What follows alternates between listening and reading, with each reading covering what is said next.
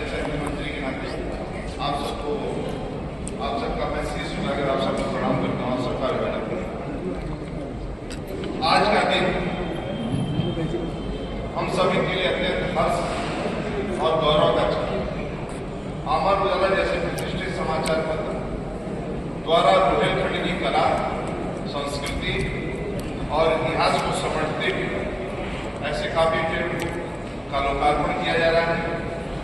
केवल एक पुस्तक का विमोचन नहीं है, बल्कि हमारी धरोहर, हमारी जड़ों और हमारी पहचान का पूर्ण स्मरण भी।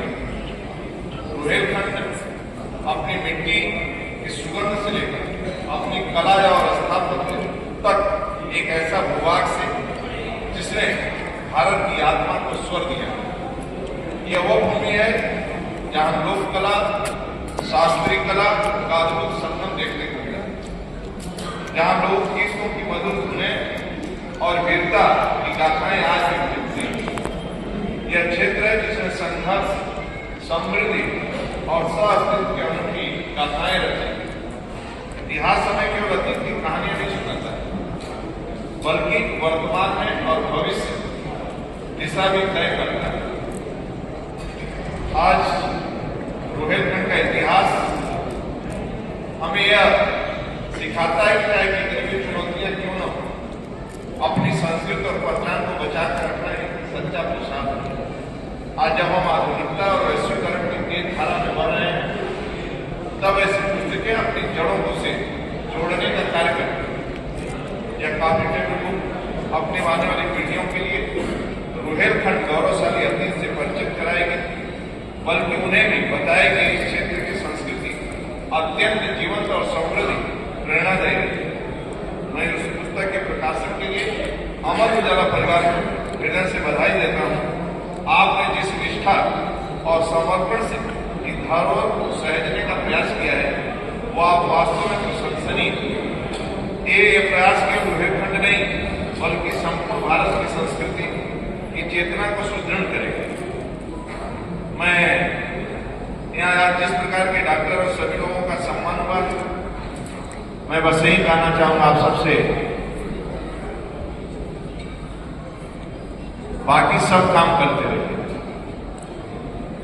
लेकिन आप सब भी थोड़ा अपने स्वास्थ्य के लिए, क्योंकि आप बिजी रहते हैं। डॉक्टर महान भगवान, क्योंकि जिस प्रकार शिक्षा के क्षेत्र में, डॉक्टर के क्षेत्र में जिस प्रकार प्रतिष्ठित लोगों ने सम्मान प्राप्त किया है, और वास्तव में अतुलनीय, अद्भुत, कि उनका सम्मान ऐसे मंत्रों से होता है और सब लोगों को ये सम्मान मिलता है जो अच्छे अच्छे कार्य में रहते हैं। मैं यही कहूँगा आप सबसे कि आप थोड़ा सा प्यार भी करते रहिए, और प्यार आप सब करते हैं कि नहीं करते हैं? इसमें ऐसा कौन है जो प्यार न करता? आप खाओ जो प्यार न करते। पत्नी से तो करते ही हैं, बाकी से भी प्यार करते हैं कि नहीं करते? ये तो मालूम है कि पत्नी से, लेकिन कभी कभी वृक्ष से, कभी जल से, कभी इस मिट्टी से भी प्यार किया करते।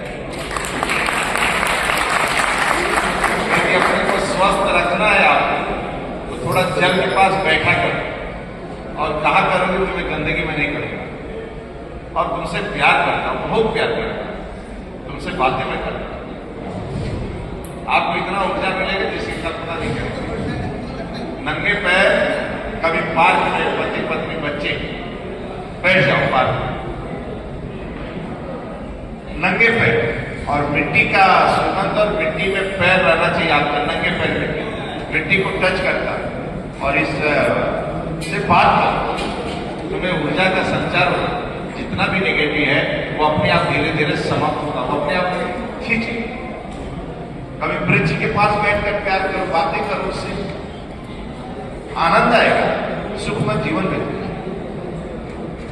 आप धरती पर इसलिए नहीं आए, आपको बहुत तपस्या किए होंगे पिछले जन्म में, तब मनुष्य के रूप में भेजा गया। इसीलिए भेजा गया है कि न वृक्ष को तकलीफ दो, न जल को तकलीफ दो, न मिट्टी को तकलीफ दो। और एक और अंतिम बात, कभी भी अपने कर्मचारी जो आपके लिए समर्पित रहता है, जैसे अभी एक व्यक्ति आए थे बहुत सीनियर, कई पीढ़ी से हम उजाला के लिए काम कर रहे हैं, आज उनके बच्चे भी काम कर रहे हैं, तो इसके लिए समर्पित है। इसलिए आप सबसे मैं आग्रह करूंगा, दो चीज के लिए समर्पित रखो। एक तो जिस संस्था में आप काम करते हैं, जो संस्था से जुड़े हैं, उसके लिए आपका समर्पण होना चाहिए, और दूसरा अपने परिवार के प्रति समर्पण। और जो समर्पण है आपका, और जितनी टीम है, एक तो परिवार का समर्पण होगा, एक संस्था का समर्पण। तो संस्था में काम करने वाले जितने भी कर्मचारी हैं, यदि साल भर तक कभी कभी वेतन दे दोगे एडवांस ना, तब भी कोई अंतर नहीं पड़ेगा। डरना नहीं चाहिए, और कभी 5 रुपए किसी गरीब को मारना नहीं चाहिए। यदि किसी गरीब का 5 रुपए में मार दिया ना, तो उल्टी गिनती शुरू हो जाती है। ये पता नहीं चलता है, ये मुझे अनुभव भी नहीं होता है, हमें पता भी नहीं चलता है। मित्रों, संस्था के प्रति पवित्रता रहना चाहिए, और परिवार के प्रति। और ये प्रकृति है ना, ये प्रकृति समय देख ही रहे हैं। प्रकृति की स्थिति आपको बच गई नहीं। हिमाचल, उत्तराखंड, नेपाल, पंजाब, हरियाणा, मध्य प्रदेश, राजस्थान, आसपास के बॉर्डर, आसपास के देश भी तहस नहस के कगार पर, मतलब अब उनको खड़ा होने में 5 साल लगे। जिस प्रकार का कल भी बादल फटा, परसों भी बर्फ फटा, जिस प्रकार का माई के कृपा से 3 लाख पानी चलता है, कभी कभी 20-20 लाख दूषित पानी लेकर जब उस नदी यमुना में, गंगा में निकलते हैं, तो दहल जाता है। जब देखता हूँ उससे दहल जाता है कि ये सब बह जाएगा, हमारे वहां खुलेगा, हरिद्वार जैसे रास्ते में सब चल।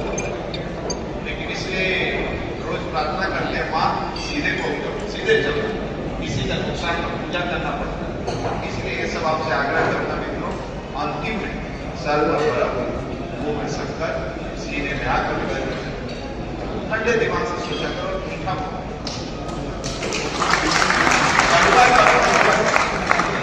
मीठा पूरा करो। पति पत्नी में लड़ाई हो जाए ना, एक कदम पीछे हो जाए, तुम चुप हो जाओ, और तुम्हें जो डांटना है डांटो। जब ये डांटा है थोड़ा चुप हो जाओ, 1 मिनट का काम रहता है। और बच्चों को भी पहले से, जैसे अब नहीं रहते बच्चे, बहुत बच्चे संस्कारित नहीं हैं, और बच्चे कुल मिलाकर कहा जाए कि आपको लगता है कि गलत रास्ते पर चलते हैं। आज के युवा संस्कारित में अपने लिए, भविष्य के लिए चिंतित नहीं होता। कभी कठिनाइयां होती है कि कुंठित नहीं होता, इसलिए परिवार की भी चिंता आपको करना है। आप सब समय देना है, थोड़ा अपने व्यस्तता में भी बच्चों के लिए फुल समय। ऐसा मत सोचा करो कि बच्चे ठीक है। आप सब निवेदन करता हूं, जितने हैं, जो भी परिवार आपका हो, 10-15 का, 2-4 का, जितना भी परिवार हो, सप्ताह में 1 दिन फ्री रखा था। मैं आपसे निवेदन करता हूं, 1 दिन फ्री रखें। किसके लिए कमाना, किसके लिए पर्याप्त, 1 दिन पूरा का पूरा समय आप बच्चे, माता पिता है तो माता पिता सभी को लेकर 3 बार अपने हाथ से भोजन जलवा के जो कुछ करना 3 बार, कोई नहीं स्विच आप क्यों क्या कल तो मजा आ जाएगा। फालतू टाइम के इधर से उधर जीवन मरे जा रहे हैं, मैं तो देखता रहता हूँ। आप छुट्टी मारो, मैं करता भाई। आप यहाँ हमारे 8-10 बड़े अधिकारी मेरे विभाग में बैठे हैं। मैं पूरे विभाग में किसी जेईई को, किसी को कष्ट नहीं देता हूं भाई, 5 रुपए का भी कष्ट नहीं देता। आपका मंत्री हूं मैं, चला रहा हूं विभाग 2.5 साल से, 2.5-4 साल हो गया। एक जेईई को तनिक भी कष्ट नहीं देता। बस एक ही कष्ट मिलता है जब खेत तक पानी नहीं पहुंचता है। किसान को, गरीब तक, हम तुम्हें ना कष्ट दें, तुम गरीब को कष्ट दें, तभी तो ईश्वर हमें आशीर्वाद देगा। इसलिए मैं काम करता हूं, आपसे एक प्रार्थना करूंगा कि सर पर बर्फ, मुंह में शक्कर, सीने में आग भर के चले। और एक लास्ट निवेदन करूंगा, और आपको करना पड़ेगा, उसे अमर उजाला मंच से नहीं करना चाहिए। देश के सेवक का जन्मदिन है, 70 से इतना सेवा पखवाड़ा चल रहा है। दिल से और मन से देश की सेवा करना चाहिए। क्योंकि कल दिव्यांग कार्यक्रम में मैं गया था, मैं साइड में चिपकी थी और हाथ से इशारा कर रही थी। वो ऐसे ही जब तक घूम रहे थे बच्चे और लोग मतलब सभी का प्रोग्राम दे रहे थे। मुझे याद आ गया, मैं कहा कि आप लोग महान हो। बस शिक्षिका को मैं कहा कि अगला जन्म तुम्हारा बहुत शानदार हो। ये लोगों से प्यार करता है ना, अगला जन्म बहुत अच्छा है। इसलिए आप सबसे भी आग्रह करता हूं, एक बार तालियों की गड़गड़ाहट से और एक बार हमारे उजाला परिवार को भी तालियों के गड़गड़ाहट से आप स्वागत करें। मैं बहुत स्वागत करता हूँ। अंत में नहीं कहूँगा, किसी समाज की आत्मा उसकी संस्कृति में बसती है और संस्कृति का संरक्षण आने वाले कल की सबसे बड़ी विरासत है। आप सबको बहुत बहुत धन्यवाद और आप सबकी जय हो। बहुत बहुत। अगर आप ये वीडियो YouTube पर देख रहे हैं तो हमारे चैनल को सब्सक्राइब कर बेल आइकन दबाएं और Facebook पर देख रहे हैं तो हमारे पेज को लाइक करें।